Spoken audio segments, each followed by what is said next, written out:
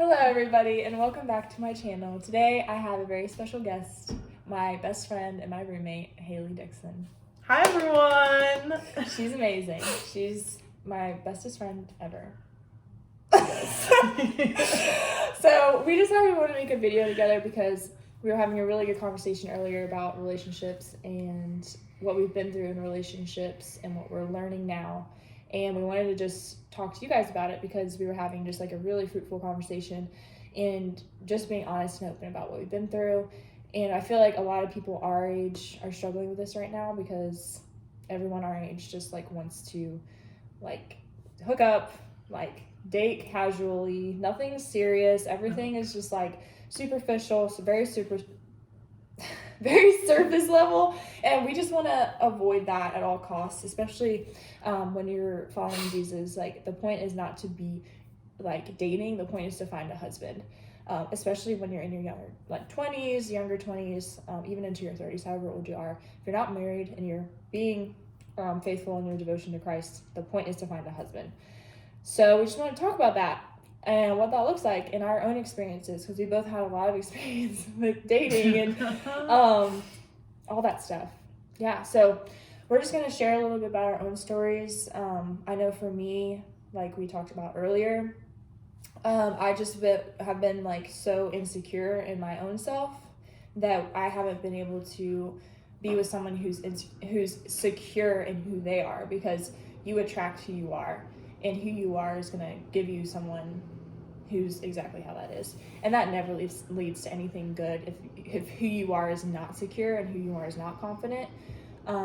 So do you want to talk a little bit about because we had talked about how when you're insecure, you're going to be attracting someone else who's also insecure. And for both of us, that caused our significant others to cheat on us. And the reason why they are cheating is because they're insecure in themselves and they feel like that the people that they're with isn't enough for them or isn't giving them something that is missing. But really, that part that is probably actually missing is something within themselves, not within the person. So you can't search for something that you're missing within yourself in someone else. I mean, that's because we've been with people who have a lot of parts missing, and not everyone has their life together or anything, and you're not gonna always have everything together when you're with someone. But when you're not confident and secure and independent and everything, it affects your dating life and it affects who you attract. And it affects everything.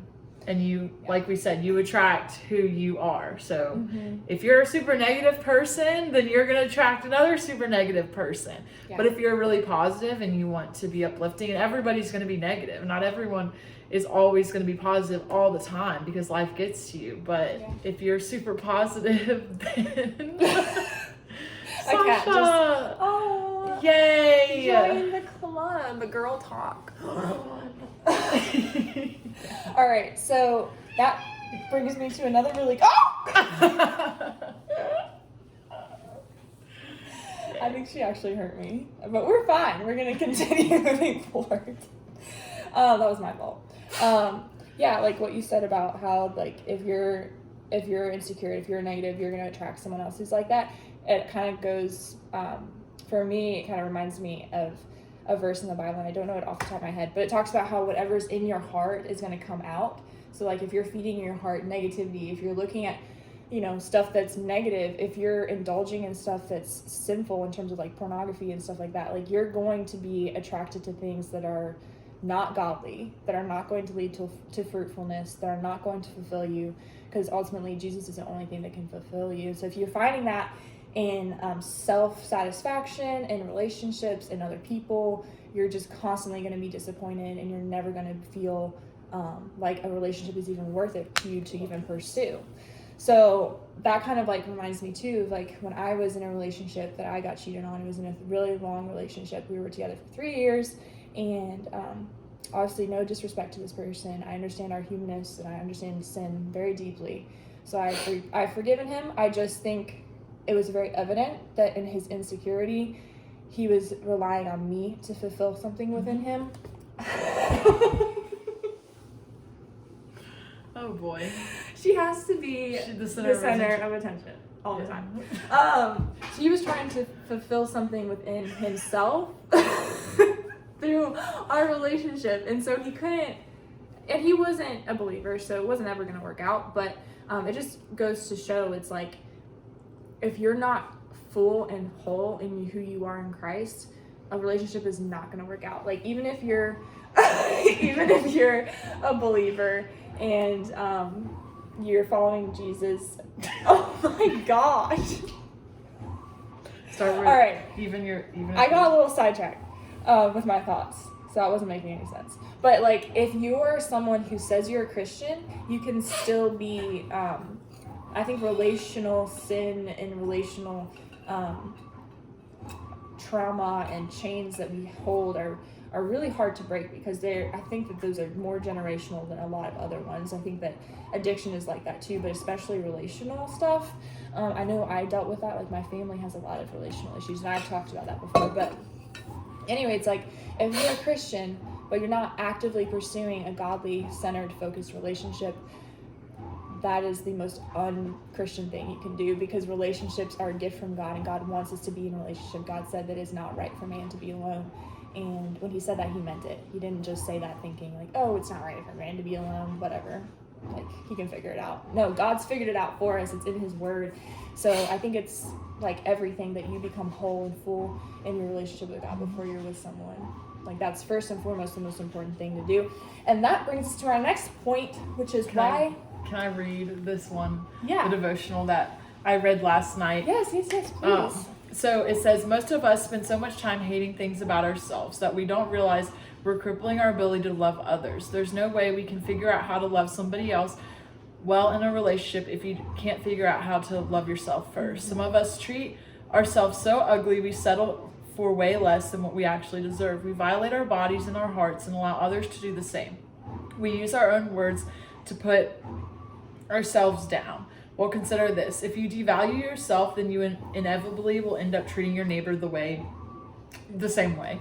So it's Matthew's 22:37, Mm-hmm. and it says, love your neighbor as yourself. And I thought, I mean, that is like, loving yourself is in a part of being secure in yourself. Because if you can't love yourself, Mm-hmm. then how are you going to ever love someone else? And I think that, I know that the relationship I was in, that when I got cheated on, like, I wasn't 100% loving myself, but then that person wasn't loving themselves. So, right. Yeah. They were never happy with me, with things that I did, trying to make them happy, but that was really just like, because they weren't happy themselves. Yeah. And I told Ida today, it's just crazy because, we're both into fitness, and I look at pictures before quarantine, and I was like, the fittest, like I looked amazing. And that whole time I hated myself. I hated my body. I thought I was fat.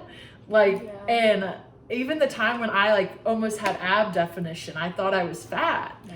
And it's just I never loved myself. And that was around the time when I was in that relationship. And it's just it makes me sad, because I'm I didn't even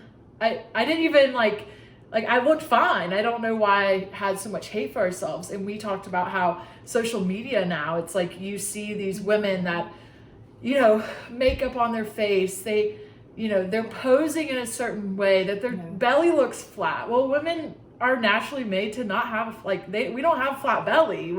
We birth children. So we have to have the hips. We have to have all of that and able to birth a child. And those are the things that we see on the internet that people hate about themselves. It's the way that we were made, hip dips and all of that crazy stuff. Is everyone hates the things and that we're made that way. God made us that way, to look that way, and we're all beautiful. And it just makes me so sad to even know that I was tearing myself up for a way that I looked, that I didn't even I didn't even look like that. And we still do it to ourselves. And but if you're not, that's just if you're not loving yourself, you can't be in a loving relationship or someone that can even give that love, because most likely you attracted someone that is the same exact way. And I know I did, just from the way.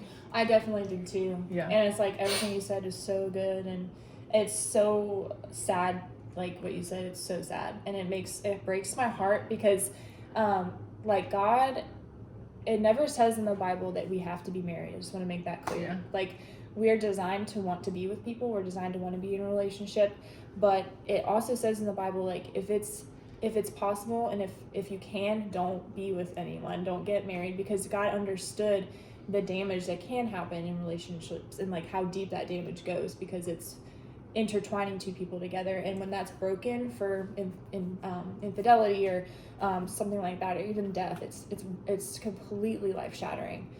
So the Bible also doesn't say that you have to not get married. What it just says is, like, it makes it very clear what we should look for in another person in companionship. Not in dating, because it doesn't talk about dating, but just like in companionship, when you're with someone, when you're trying to find someone, not find someone, I shouldn't say that, but like when you're actively thinking about marriage and having conversations with people and getting together and kind of seeing like what's out there, we should all be very aware of the things that the Word says and says that we should be looking for. But that, I think, goes hand in hand with this whole issue that we have with body image, because if a man is more attracted to your physicality than he is your character, then you should run, because that is leading to sexual sin. That's going to lead to impurity, and it tells us, like, we need to run and we need to flee from sexual immorality, because that is the darkest sin that we can commit, and that is and not only a sin against God, but a sin against our own body. And I've been there and done that, and it's like the hardest thing to heal from, and it's going to take years to heal from that. But like, when you make the decision to not be in that mindset anymore and to not do those things, that's the first step to healing. But I think that, like, physicality and just focusing so much on what you look like versus who you are as a person, you're going to attract someone who only cares about those things too. And that's the most surface level, superficial way to be in a relationship. That's not going to be doesn't last. Those things don't last. I mean, someone's not going to be, 6-pack, all muscles when they're 90 years old. Exactly. Like, that's not, they're not even, when they become a father, they're not even going to look like that. No. So you, like, that's why most of those types of relationships don't last. You're fighting, you're arguing because you don't like their character. You don't get along with their character. And if you can't find, if all the reasons why you like someone is like physical, or their car, or you like, sex with them, or their money, then those aren't really reasons. Like, it should be like their character. Well, the way they care for people, the way they treat you, maybe they make you laugh, maybe they do other things that like, it's what they do and how they do things as a person, not what they look like, not the money they have. Those are like known as like very shallow things. They're earthly, they're gonna perish. We can't take those things with us to heaven. No. We can't even take our families to heaven. Like, it's really us and God in the ultimate scheme of things. So you need to be taking care of your spirit, you need to be taking care of your salvation, who you are as a person, and then go look for not look. He's saying look. I need to stop saying that. Because it's like, we shouldn't be looking, but you know what I mean? Like, when you're ready to be in a dating, in the dating world and like meeting people, you need to be keeping these things in mind. Like, that other person. You gotta have your checklist. Your five checklists. If they don't pass it, then you just move on. Oh my gosh. That reminds me of a sermon that Pastor Mike Todd gave about rip up your list about relationships. Yeah. You need to listen. I need to re-listen to it too, though, because I think we all have things that we want in a relationship, like, that are kind of like. I feel like mine are a lot of character. Yeah, but and that's good though. I feel like we should have those. Is it bad to have a list with character, or no, is it? No. So he was talking about like what they look like. Are they 6 feet? Do they have blonde hair? Are they a doctor? Yeah, like, that sort of thing. Like, no. Rip up that list. That's not practical. List. No, because that's not like. Your husband, his blonde hair is going to turn into gray hair. And then they won't even check your list. And then you'll be like, next, please. I think that's the point. That was the point that he made. Yeah. It's like, if you have a list, it's like, oh, they have to fit. It's a tight list. And like, if they don't fit it, then bye. It's like, you're not leaving room for God to move. You're not, because that's literally you searching in your own strength for something. And it's like, God knows what you need before you even know. And so, like, he's going to provide exactly what you need in his right time. And it's so hard because of, like, social media. I mean, social media is, like, a huge influence, and who you follow and what they're posting has a big impact on you, whether you know it or not. I mean, most people are on their phone, like, several hours a day.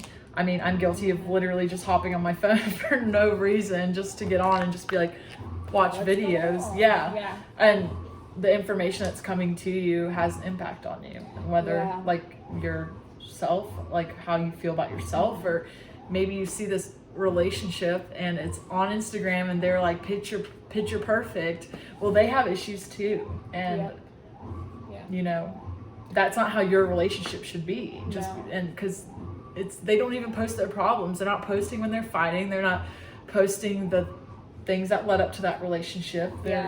It's all fake. It's not real. Smoke and mirrors. Yeah. And I think it goes back to like guarding your heart. Yeah. Like not filling your heart with stuff that's not godly. You know what I mean? It's hard. I mean, we can't be totally cut off from the world. Like we're called to live in the world, but we're not called to be of it. And that's hard because like we're faced with things like that every single day. Like when you open Instagram, music, like we can't avoid it. That's not the point. The point is not to avoid it on a daily, like, and we should avoid it. That's not what I meant. We should avoid it. Darkness do not avoid. All right. You should avoid it. I didn't cut it out. You gotta cut that out. You should cancel it. That's the only cancel culture. I will ever use the cancel word in that way. It's like you should cancel that for yourself, but you need to know. You need to know when you need to step back from things and when you need to set up boundaries for yourself. Like when I meant to say when I said you can't avoid it, I mean like there's just things you can't avoid sometimes. Like you'll walk into situations, you'll walk into the store, see something that you didn't want to see. Like that's sort of things that we can't really avoid. But if you're in a situation where you can control what you see on social media, first of all, you can control your feed, you can decide to watch certain things. That is all, like God gives us free will to decide what we want to do. And like if you know in your heart and you're convicted by something that you should stop doing it, then I really encourage you to just stop. It's hard because it's our flesh and we're like we want to do what we want to do, but like if you feel really convicted about something, then you should stop doing it. That's sort of what I meant. But like especially with like the sexual sin, like if you are going on social media and you're looking at like, this applies to guys and girls, like if you're on there and you're like looking at women and you're dating a girl or you're even married, and you're on there looking at other women and obviously like it's soft porn, like what you look at on Instagram, like it's really gross and it's really degrading and it's really sad. But if you're consciously on there and you're looking at women and you're going on their profiles and mentally you're in a place where like you desire to look at their pictures, you need to delete Instagram off your phone. Like you need to delete it, because that's not only are you literally being unloyal to whoever you're with, you're being unloyal to your relationship with God too, because he tells us to run from sexual sin. So literally. So that's my little bit of encouragement for you. I know it's hard to avoid those things though, because it is all around us all the time. But if you have a chance and an opportunity, God will always give us an opportunity to flee from sin. There will always be a way out. We're not stuck in it at all.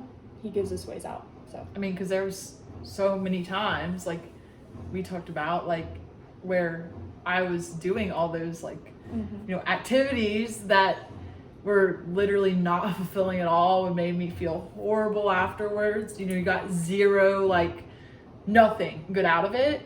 And I, decided for myself, like, I don't want one night stands. Like, I don't want, I deserve more than that. You know, you deserve that. Literally for me, I mean, that literally you get nothing out of it. What is the point?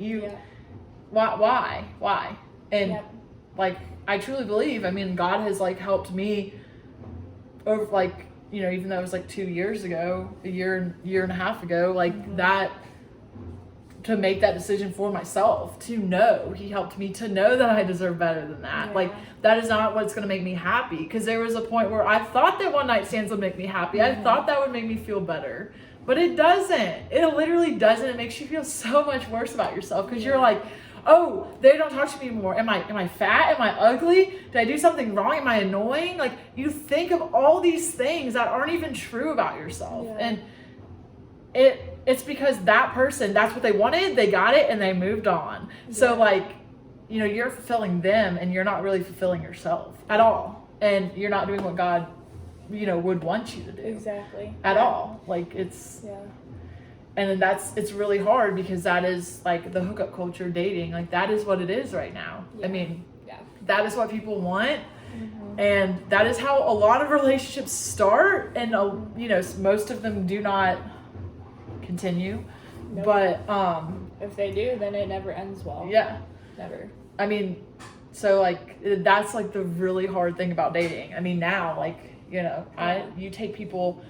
I mean, I'll take people off my list, off my radar, remove them from my friends list or Snapchat or Instagram. If, like, that is what they show that intention right away, I'm like, okay, control, alt, delete, like, peace out.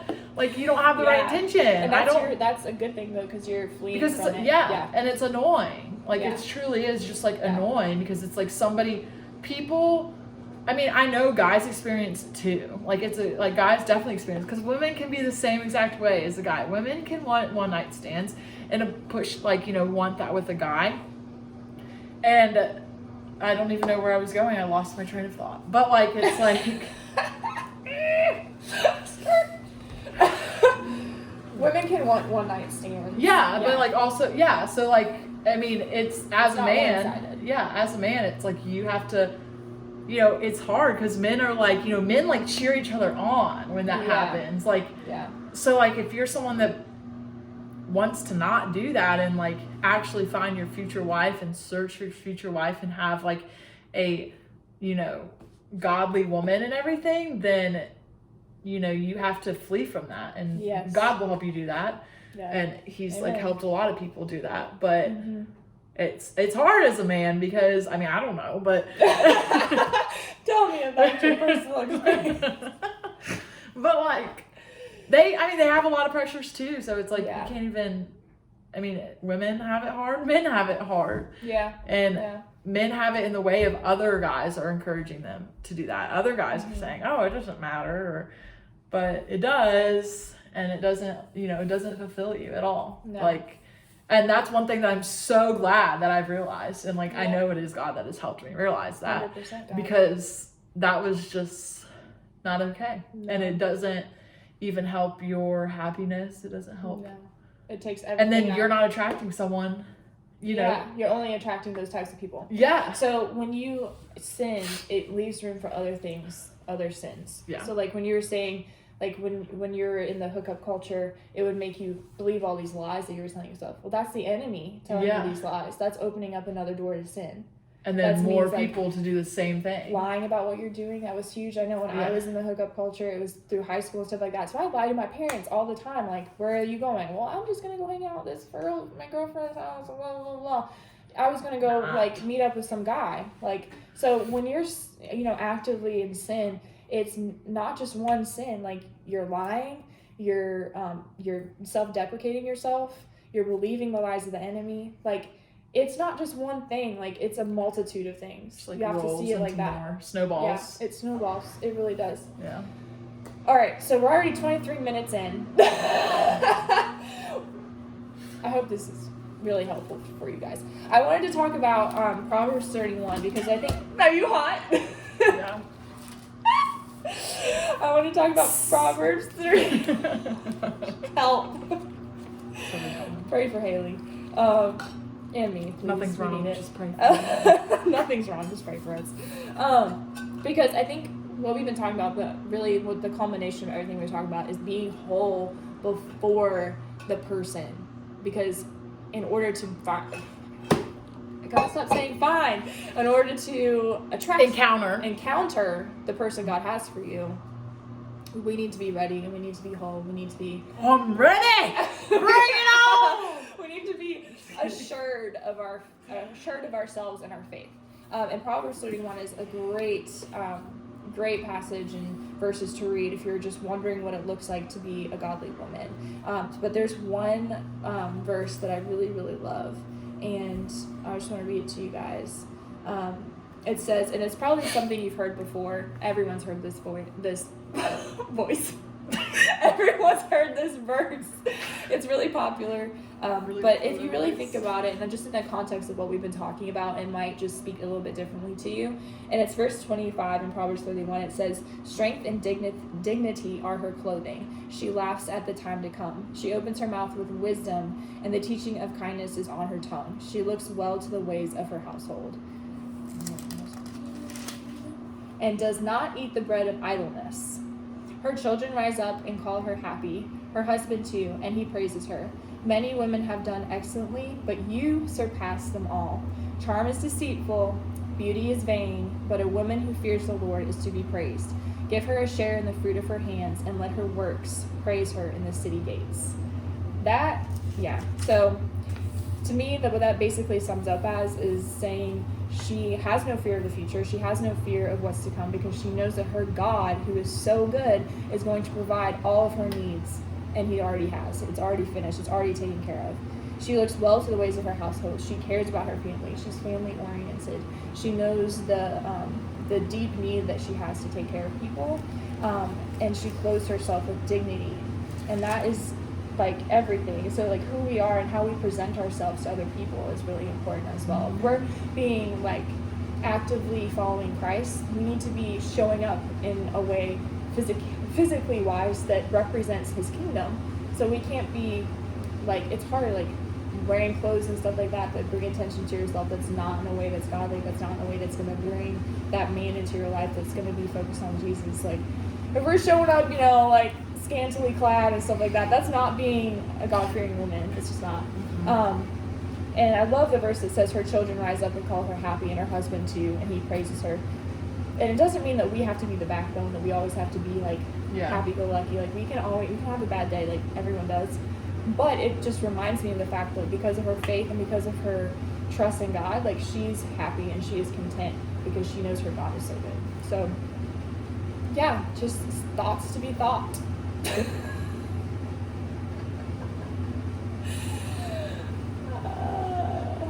Go be a Proverbs 31 woman. Oh, also, verse 30, charm is deceitful, beauty is vain, but a woman who fears the Lord is to be praised. I think that really sums everything up. Because like we were saying, like charm, so someone's charm, someone who, how they present themselves to you on the surface level is deceitful, so it's going to lie to you. It's going to make you believe that someone's something that they're not.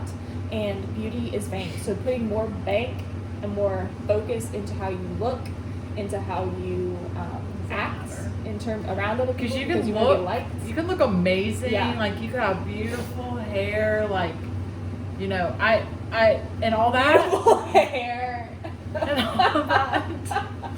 But you can have the worst personality. Yeah. Because you're not you're putting all your time into all this and all this. All the outer exterior and stuff. I'm all for like doing things to make yourself feel better. Ida and I do that. We put on self tanner. Oops. Not us. We put on self tanner to make us feel better. Plenty of women do that. Yeah. We paint our nails. I don't, but we do. And I don't, but we do. I wish. But like plenty. We're not. That's not like our main. We're doing it because it makes us feel better. And yes, women do it to make them feel better. But some women have other intentions behind it to attract. They'll think, oh, if I have long, luscious hair, a man will. I'm telling you, extensions. I know. Oh yeah. If I drop $400 on some extensions, a man's gonna come my way. I'm sorry, honey, but no man's worth $400 worth of extensions. That's so true. Yeah, preach. I'm sorry, man. It's really the intentions behind Once if you're what godly, you're doing. then you're worth $400. Just kidding. Cut that out.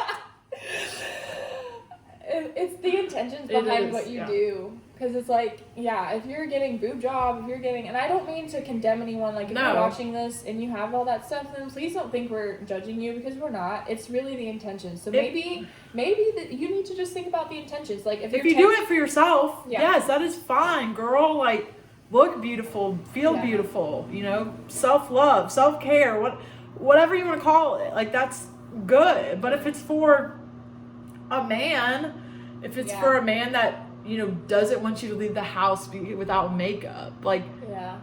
you need to check it. Like, he needs to check himself before Yeah. he wrecks himself. Because he's about to be bye-bye. yeah, that's not. Hopefully. I think the ultimate encouragement I want to give with this message and what we've talked about a lot of stuff, is just to guard your hearts. Guard them with lock and key, honestly, because in the world that we live in today, people are very deceitful. People will say one thing and act another, and you just want to be really hyper aware of that. Yeah. Always listen to your gut. Always listen to what your gut's telling you, because that's never wrong. I truly believe, and I know this from experience, I know you know this too, it's the Holy Spirit working on our behalf. God is interceding for us at all times, trying to direct us in the way that he knows is right and true, and he's protecting us. He's our protector, so he's going to allow you ways to leave situations that could ultimately harm you, or ultimately harm your family or your future family. And just think about like who you want to be set up with for the rest of your life. Like, if Do you want a man that's going to worship you and take care of you and be a leader for you, or do you want someone who every week you're going to be crying because they're mad because you drank a glass of wine or something crazy? Like, truly be really, really, and they're really just aware of things. They're just there to have sex with you and continue on with their life. Yeah. And relationships are always going to be complicated and hard. Like, that's not complicated in the sense of like hard, toxic and stuff. Like, when you're in a relationship, when you're married, I mean complicated because like it's just difficult things will come up, and that's inevitable. But who do you want to be going through these difficult things with? Like, do you want someone who's going to be pursuing you even through the hard times, is going to be pursuing God more than anything else, and putting him at the forefront and the cornerstone of your life together? Or do you want someone that's going to be lying and deceitful and just focusing on the outer shell? So money, fame, fortune, those things are fleeting. They don't come with us to heaven. You want someone who's eternally focused, who's focused on eternal things, not things of the world that are just going to drag you down, literally, to the club.